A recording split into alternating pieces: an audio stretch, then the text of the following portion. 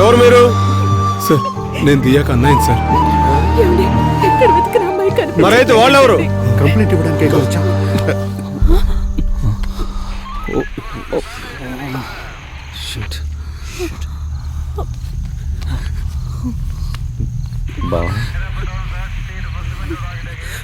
ఓహో, వీళ్ళేనా ఈ పిల్ల అమ్మా నాన్నలు? అమ్మా దియా,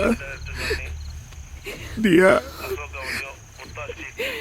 దియా, దియా, నాన్న చూడమ్మా, నీకేమైంది?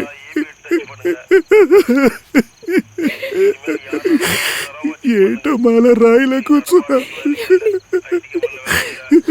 నా బిడ్డను చూడవే.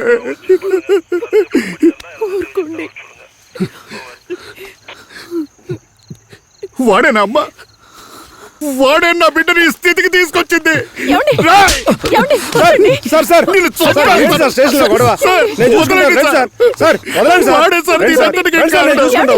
వాడే నా బిడ్డ మనసును పాడు చేసింది.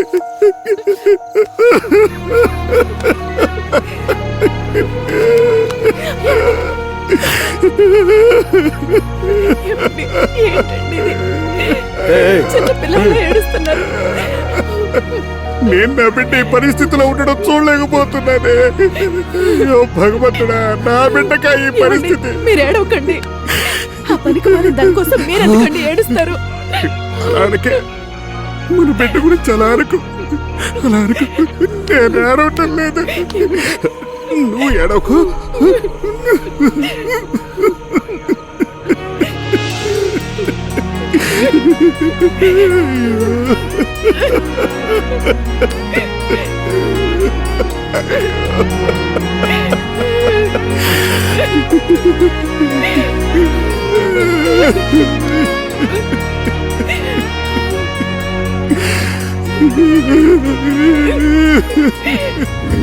నా కూతురు కనపడడం లేదని కంప్లైంట్ ఇవ్వడానికి ఇక్కడికి వచ్చాం.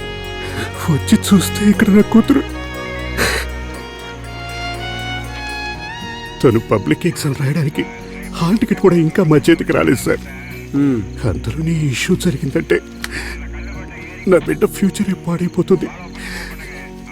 బాగా డెలికేట్ అయిన మ్యాటర్, పరువు సమస్య సార్. మీరే సార్ కాపాడాలి.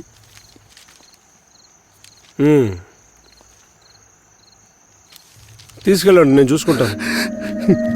Thanks sir, thank you so much.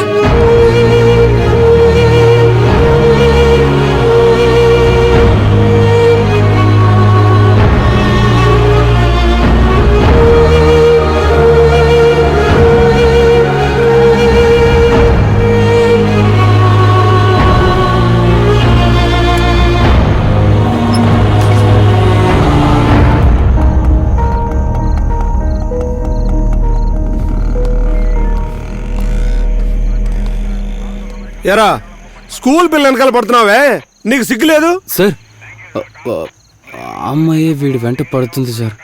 అది తెలుస్తోంది. ఎరా, ఏ సబ్జెక్ట్ లో ఎక్కువ మార్కులు తెచ్చుకుంటుందో అదే తన ఫేవరెట్ సబ్జెక్ట్ అని చెప్పుకునే వయసు తనది. క్వార్టర్లీ మ్యాథ్స్ అని, హాఫ్ ఇయర్లీ ఫిజిక్స్ అని చెప్పుకుంటారు. తను గర్ల్స్ స్కూల్లో చదవడం వల్ల అబ్బాయిలు కనిపించండ్రు, అందుకే నిన్ను చూడగానే నచ్చేసుంటావు. కాలేజీలో చేరగానే వేరే అబ్బాయిలు చూసి మైండ్ మార్చుకుని నిన్ను వదిలించుకోవడం ఎంతసేపు? చూసావా, ప్రాబ్లం రాగానే ఎస్కేప్ అయింది. ఇంకా నయ్యం, వాళ్ళ నాన్న నీ మీద కంప్లైంట్ ఇవ్వలేదు. ఇచ్చుంటే నీ ఎముకలు ఇరిచేసేవాడిని.